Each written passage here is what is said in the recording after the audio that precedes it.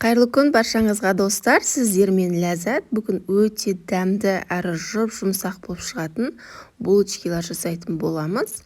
Видеоны соңына дейін қарап, арнаға тіркеліп, қоңыраушаны басып қойды ұмытпаңыздар.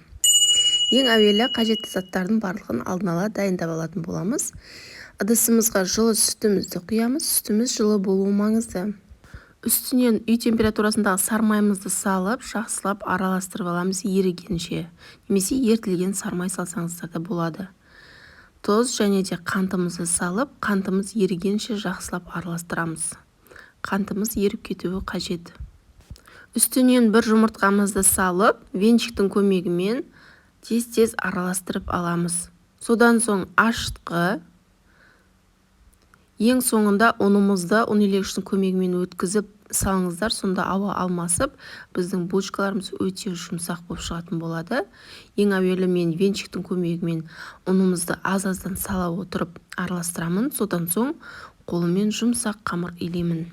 Ұнды бірден салып жібермеңіздер, ұнды аз-аздан салып, қолыңыздың көмегімен жұмсақ қамыр илейсіздер.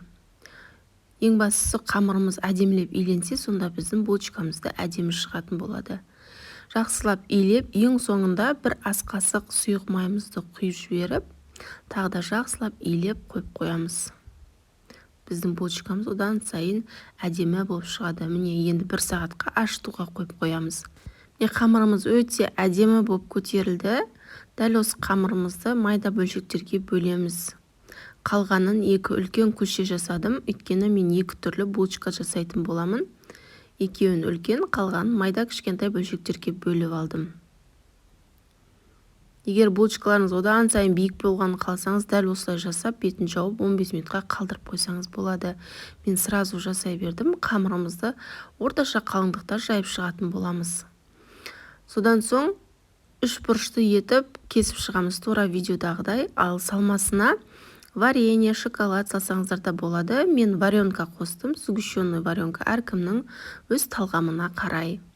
Содан соң барлығын салып болған соң, дәл видеодағыдай 2 шетін ең әуелі жауып алыңыздар. Әйтпесе сіздердің варенкаларыңыз, жаңағы вареньеларыңыз ағып кететін болады. Содан соң жақсылап орап шығамыз. Сонда біздің салмамыз піскен кезде ақпайтын болады. Екінші түрін көрсетемін. Қазір сіздерге екінші түрі де дәл солай қамырымызды жайып аламыз, бірақ дөңгелектеп емес, кішкене сопақша етіп жайып аласыздар. Начинкасын салып, жақсылап жауып шығыңыздар, ашылып кетпеуіне мән беріп. Содан соң пышақтың көмегімен тура видеодағыдай сызып, жақсылап орап, ең соңында жақсылап жауып қойыңыздар, ашылып кетпеу үшін. Міне осылай. Енді тағы біреуін көрсетейін, сіздерге түсінікті болу үшін қамырымызды сопақша етіп жайып, начинкасын саламыз және де жақсылап жауып, пышақтың көмегімен сызып аламыз. Сонда біздің рогаликилеріміз өте әдемі болып шығады. Бетіне жұмыртқаны жағып, 10-15 минутқа булочкаларыңызды дәл солай қалдырып қойыңыздар. Сонда сіздердің булочкаларыңыз биік болып көтеріліп, одан сайын жұмсақ болатын болады. Және де 180-200 градуста қызарғанша 30-35 минут көлемінде пісіріп аласыздар.